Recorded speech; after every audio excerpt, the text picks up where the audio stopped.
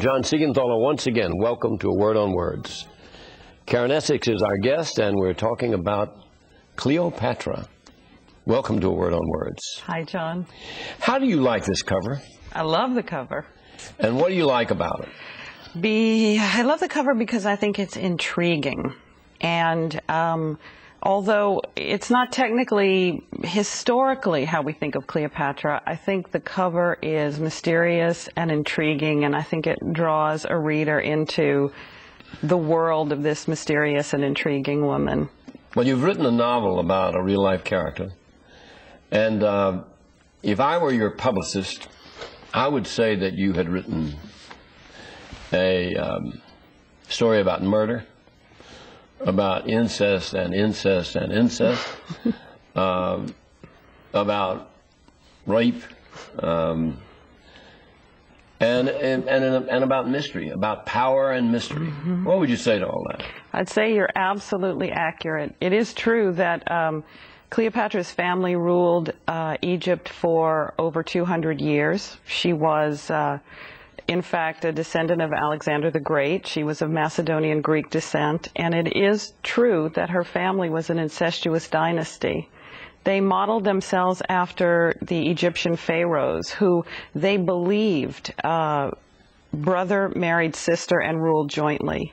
Now, there's a lot of controversy about this. I've met several Egyptologists who dispute that the pharaohs were incestuous. They think that the Ptolemies, that's Cleopatra's dynasty, they think that the Ptolemies misinterpreted what the pharaohs did. They say that the Egyptians simply called each other brother and sister, and that the Ptolemies thought that that meant they were actually brother and sister. So a lot of Egyptians eschew this idea that they were ever incestuous, but it is absolutely historically true that in the Ptolemy family, eldest brother married eldest sister, and they ruled jointly. And what about fathers marrying daughters? There are incidents of half stepfather marrying daughter, or of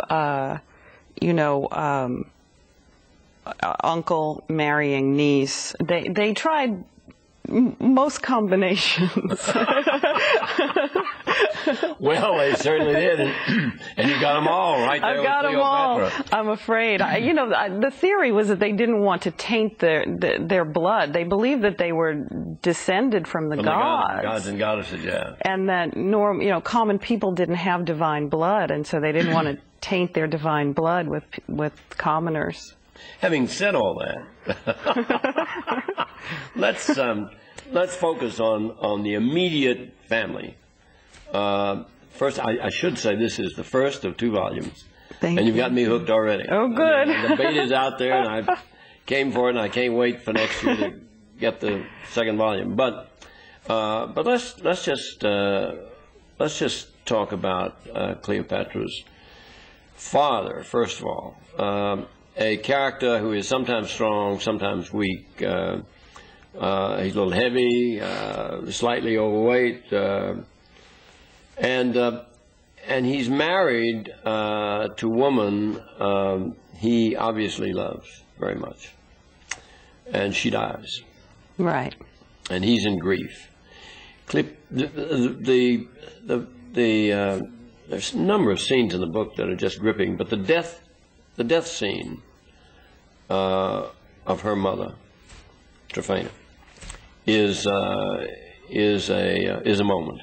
Well, thank you. There are defining moments in everyone's life, whether it's you or me or someone as famous and powerful as Cleopatra.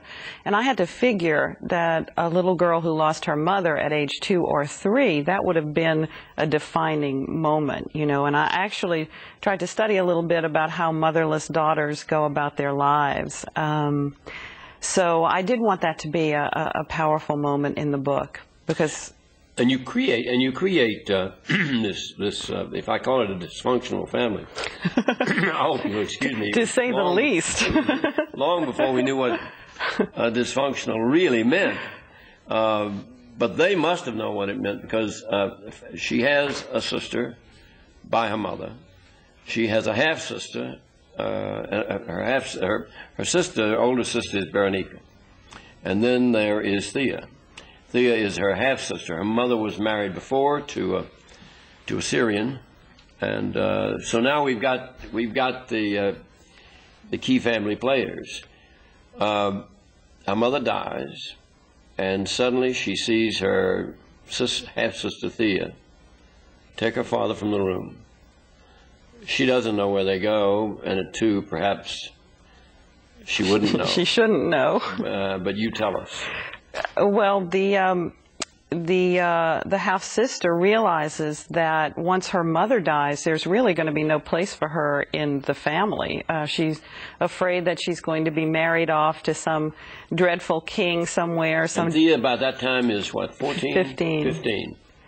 She figures she doesn't want to be married off to some dreadful barbarian king, used as a marriage pawn to expand the dynasty.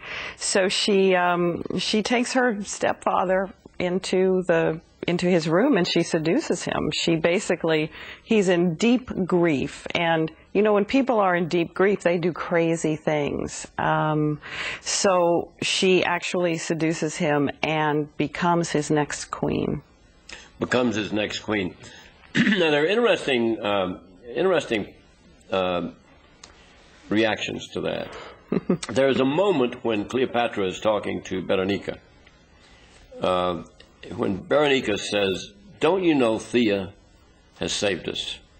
By marrying our father, she protected us. And we're not going to be cast out. We're part of this same nuclear family." And so that's not what she called it. But at any rate, later on, when she's just a little older and just a little wiser, Cleopatra's figured it out. Right. And she tells Berenica, I mean, you totally misjudged why Thea did what she did. Right. I mean, Thea was thinking of Thea and not of us. And it was Thea's throat that Thea was worried about getting cut, not Berenica's and not Cleopatra's. How much of that is grounded in fact? Well, we know a lot about Cleopatra's nuclear family. We have to use that term loosely when talking about the Ptolemies. Right. But there are many things we don't know. We do know that Cleopatra V Tryphena died. That was Cleopatra's mother. Our Cleopatra is Cleopatra VII. Yeah. There's a mystery about who Cleopatra VI exactly was. And because I was writing a novel, I invented the character Thea. We know that after the king went into exile in Rome, he left this Cleopatra VI, who I call Thea, in charge of the kingdom, and we know that she swiped the throne from him. Yeah. And then we also know that the next elder sister, Berenike, swiped the throne from Thea. So those things we do know. Now, we don't know that Berenica, as you have it, murdered Thea. No, but just judging from that family history, it's just a pretty good guess. There was a lot of murder. And intrigue. And intrigue and mysterious deaths. Were they poisoned, or was it really the plague, or a lot of mysterious deaths? Sometimes the deaths in that dynasty weren't so mysterious. Right. Well, let's talk about the exile itself, because